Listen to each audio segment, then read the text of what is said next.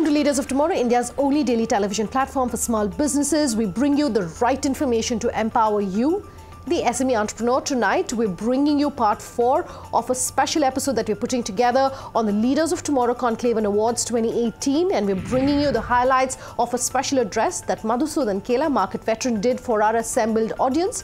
We're also bringing you the highlights of 2 panel discussions. One on why it is important that small businesses embrace technology and what they should keep in mind, as well as what they should keep in mind if they're looking at going global. Take a listen.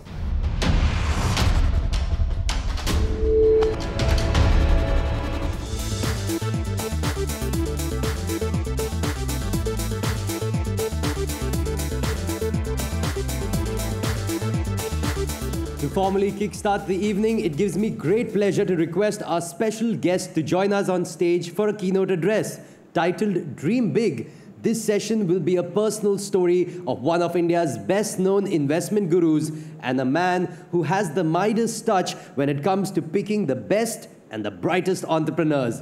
May I please call up on stage market veteran and founder of MK Ventures, Madhusudan Kela.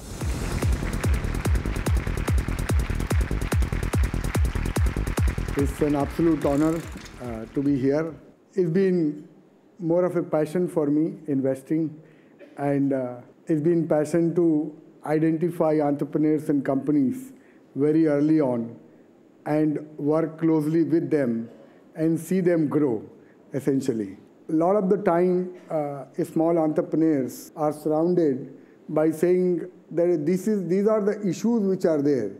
So I just said these are the current issues which are there, and they are not new. This slide is always filled with some or the other issues which are global, Indian, local, political, whatever may be the nature. Now, when we talk about wealth creation, we often see that, how much percentage return has happened.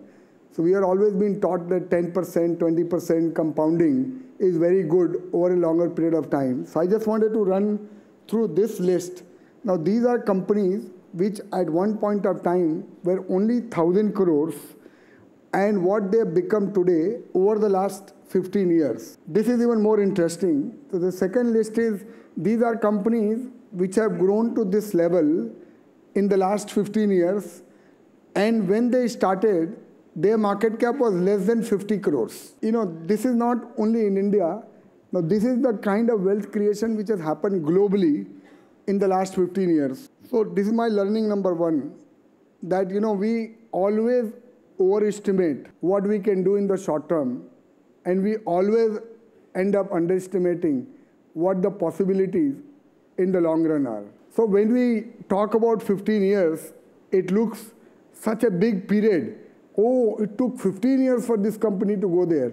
But 15 years just passes like that, So if you have your horizon properly shaped up, and if you want to really address an opportunity, it takes a while for it to mature out. So don't overestimate yourself in the short term, and don't underestimate the opportunity in the long run.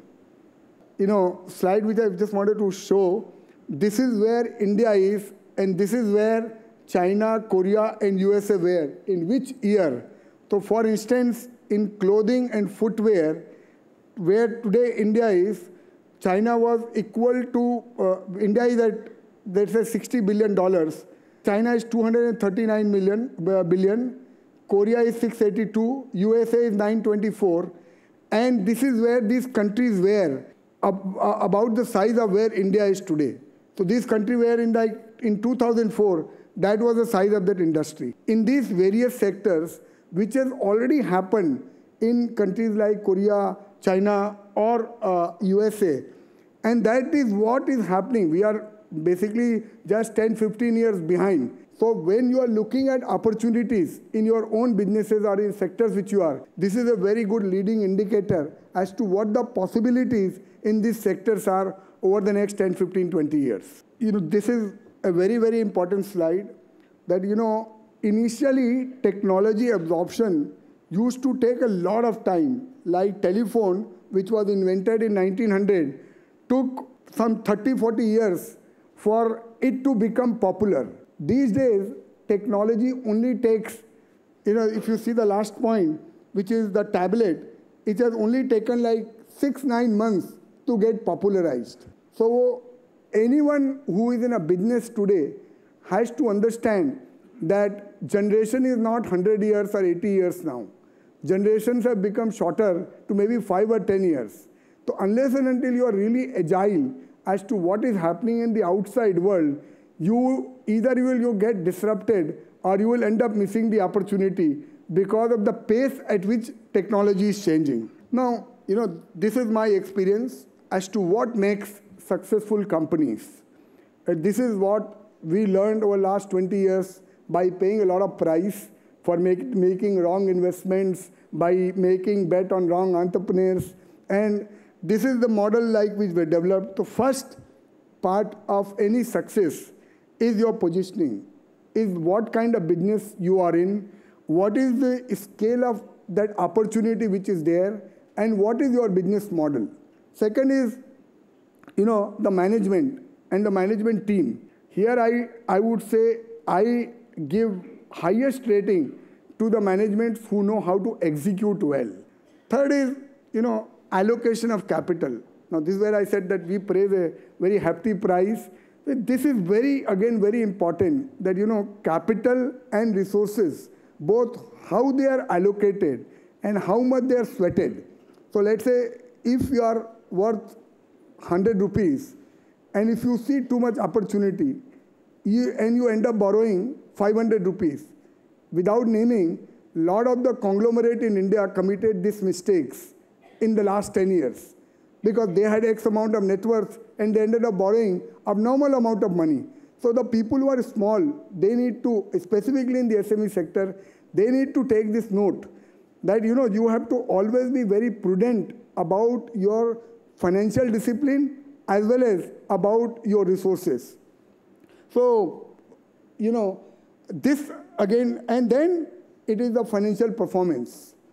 So when we saw those slides which I showed you about wealth creators, there were two distinct things about them. One, they did not end up raising a lot of capital from the market.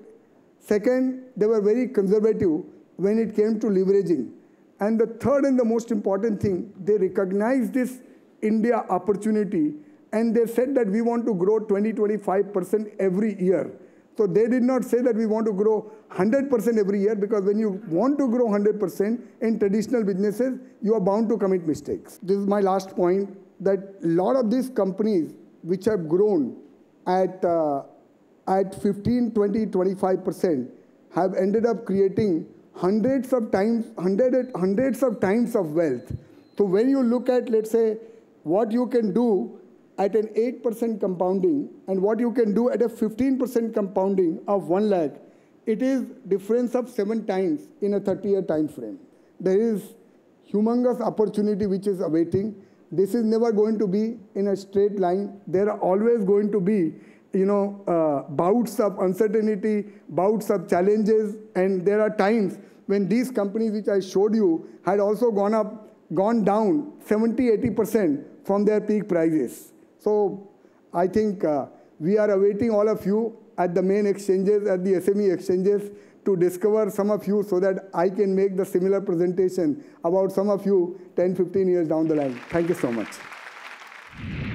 Leaders of tomorrow, we believe that digital is the need of the hour for the SME sector. Technology, in fact, plays a pivotal role to empower young entrepreneurs, and social media being the most effective instrument for entrepreneurs to reach out far and wide. To dwell deeper into this thought, we present our next session titled The Digital Front. So let me kick this off by first talking about a survey that I was reading that said 3/4 of small businesses and entrepreneurs are planning to use some form of cloud solutions to increase efficiency. This question is for the entire panel. This report is talking about global businesses. So my question is, how's the scenario here in India looking like? Let me come first to my right, Pradeep. So, I think the broad question around digital and how digital helps small businesses, if you think about the world maybe 10, 15 years back when people used to talk about the cloud, there's just an ephemeral concept, right? And think about a company like Uber, right? We are now definitely not a small business anymore, but we were a small business maybe 5, 6 years back. In our context, there is no option but to be on the cloud because it's the cheapest, more scalable, now actually setting some standards on privacy, and generally something that's a lot more flexible. That adoption is complete for us, right? We are pretty much entirely on cloud infrastructure at our scale.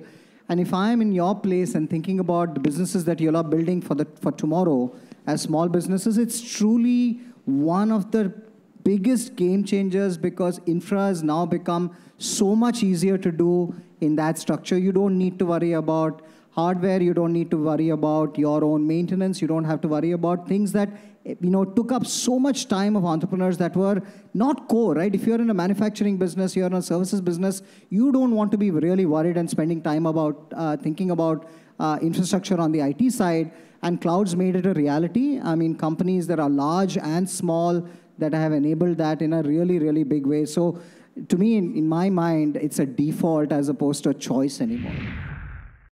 Time for a break, but we'll continue bringing you the highlights and takeaways from the Leaders of Tomorrow 2018 Conclave and Awards. On the other side, back in just a bit. Stay tuned.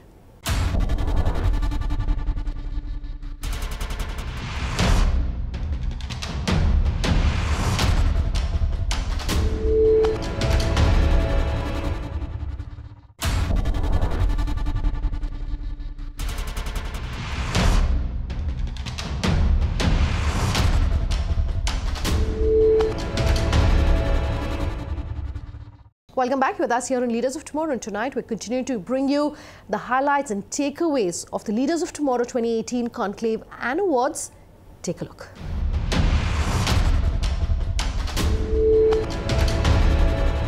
We have already seen the benefits of digital penetration. Globally, you look at India has the, we should be very proud of what we have accomplished. We have the largest digital identity database through Aadhaar, anywhere in the world, right? And many applications are actually piggybacking on Aadhaar, and it's actually scaling up very fast. We already have, mobile payment, mobile-to-mobile payment through gateway, through UPI gateway. It's already registered about 300 million transactions, growing almost at 30 to 40% month on month. So that's a type of explosive growth that we are seeing, piggybacking on digital revolution that we are seeing. When you're talking about a business plan, the incremental thing should go away. Now we should really talk about exponential growth. And that's possible through digital platform. And it is applicable to the large companies, and at the same time, it provides a level playing field for the small and medium enterprises too. 63% of small businesses in India which have been surveyed, and this was a survey done 2 years ago by GoDaddy, says they don't have a website. 40% say technology and the use of technology for their businesses is redundant because they're too small. 19% are saying it's too complex. 75% saying, yes, we realize we need to use technology, but it's not for us right now. We could look at it in the future. So Devjani, how are things going to change? What are you really saying? I think, Sunanda, it's the current picture is definitely extremely concerning, right? And we have to put the facts on the table. The latest research that I think Google did with KPMG shows that 68% of SMEs in India are offline, period. They're offline. 2% are digitally engaged, which means they have a digital strategy. And then between the 2% and 68%, you have companies that are partially engaged, right? Which is as good as not being engaged. The other figure that we have to look at is the SME segment in India today contributes to around 43% of India's GDP. And then if you add the two up, it's an extremely scary picture. Because if you do not digitize, because on the other hand, you have other facts and figures which shows you the benefits of digitization on SMEs. They grow faster. They create more jobs. In fact, the Google KPMG survey that I was referring to shows that if SMEs digitize, the impact on GDP is going to grow by around 10%, which means from the current 43 or 45%, they'll grow up to around 48% contribution, which is huge. So the question is, can we afford not doing it? Right? That's the question, because the missed opportunity or the cost of missed opportunity is huge, and one that India cannot afford to pay right now. So I think it's a question of figuring out what does it take to change the mindset and get this going. Renan? Research reports, etc., I think they're great at communicating broad-based trends and averages, but I think they're less useful in terms of projecting what is happening on the ground. You know, the market is more intelligent than most of us, and it's just a question of looking in the right places in the market. Our, fellow Indians are doing this already. It's a matter of us just looking at them and going after them. Sure, fair enough. We've run completely out of time, unfortunately, but one key takeaway, if I may, is that things are changing. They may be changing slow, but it's imperative as markets are getting leveled, as small businesses are competing with global peers, that technology is a must, and all businesses have to definitely use technology. Thank you very much to this panel for coming and speaking on how technology is really changing the way small businesses do business, and thank you to the audience as well. All right, now let's move on. From a village to the World Wide Web, from 5 employees to 50,000, from local to global. ET Now's Leaders of Tomorrow Conclave and Awards examines the phenomenon of exponential growth in the SME sector in this session, and to help empower promising entrepreneurs to open them to the global market. This session focuses on discussing opportunities for potential entrepreneurs to expand to the global market.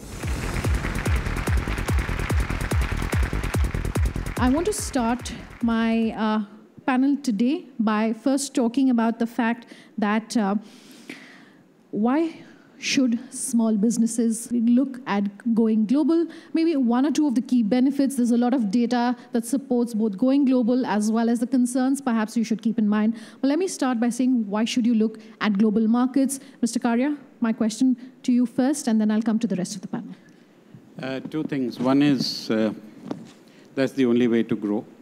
The second thing is that with the world becoming a smaller place in terms of product qualities, in terms of global markets, you don't have a choice.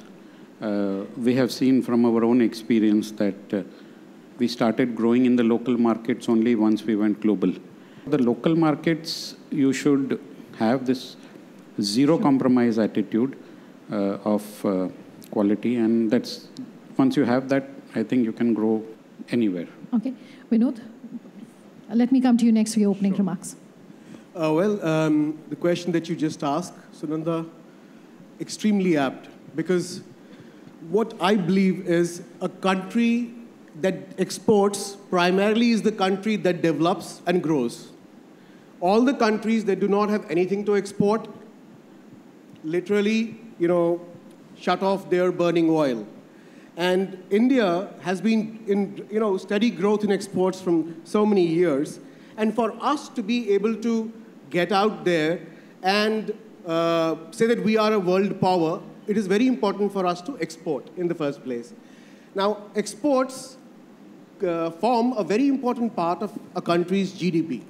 So if you have lower exports than what you're importing, you're up for trouble. So high stakes for SMEs to get into exports. Okay, let me come to the left side of the panel as well. Mr. Thakur, why should they perhaps look at global markets? Well, I believe business has no barriers, and there is no other go. There can't be any ideology or emotion attached to where you do business and how you do business. I think going global is, whether it's an individual, society, enterprise, or company or a country as a whole, if we cut off from the world, I think then we are going backward. They're done, but Piruz, your opening comments. India has a huge opportunity of this Make in India story. And when I say of Make in India, I'm not trying to say that because it's a slogan or because I want to be part of the right side of the right coin or something like that, honestly. But I do believe, and I honestly believe, that India has to be a manufacturing-led economy. And if India is to be a manufacturing-led economy, we cannot be a manufacturing-led economy until and unless we globalize and our small and medium companies and large companies export to the world and we become a manufacturing powerhouse. So to all of you on this panel, my question is really as far as the regulatory framework, as far as exports are concerned, we are looking at an environment that's increasingly becoming more restrictive when it comes to the export markets. How do small businesses in this environment then survive? And this is open to all of you. I think there is too much of regulatory environment in terms of licenses, in terms of paperwork for exports. And we are carrying forward a legacy of mistrust. Even with the single window clearance and ease of doing business. There's no businesses. such thing as single window clearance. Sure. Mr. Thakur, would you agree with the comments being made, particularly at a time when we are looking definitely at Make in India? We're looking at more impetus coming as far as manufacturing here in the domestic markets are concerned.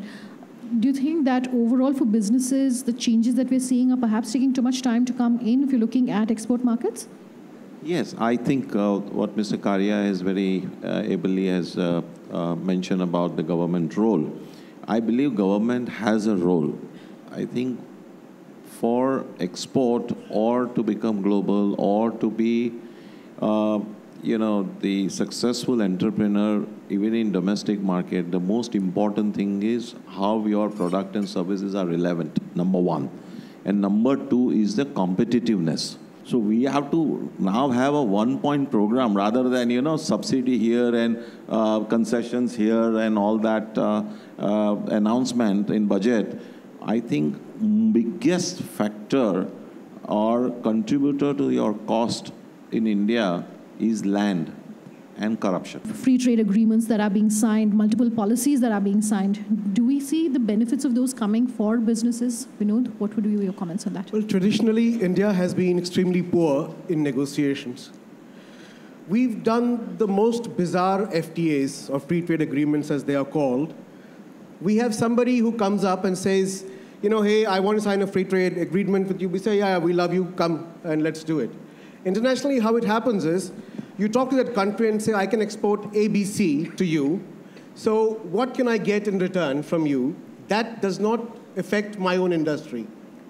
But in India, all the FTAs, almost all the FTAs, and this is also agreed to by the ex-Commerce Secretary just 3 weeks back.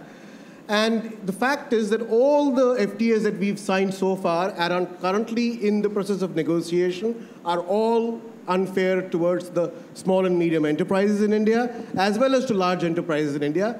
Thank you, gentlemen, very much for this very engaging conversation. That's our show tonight. If you have any feedback for us, here's how you get in touch. leadersoftomorrowtimesgroup.com is our email ID. You can also get in touch with us on our social media pages. Tweet at me personally at Sunanda_J or LOT_ET Now. You can also reach us on our Facebook page, Leaders of Tomorrow on ET Now. Thanks for watching. Have a good night.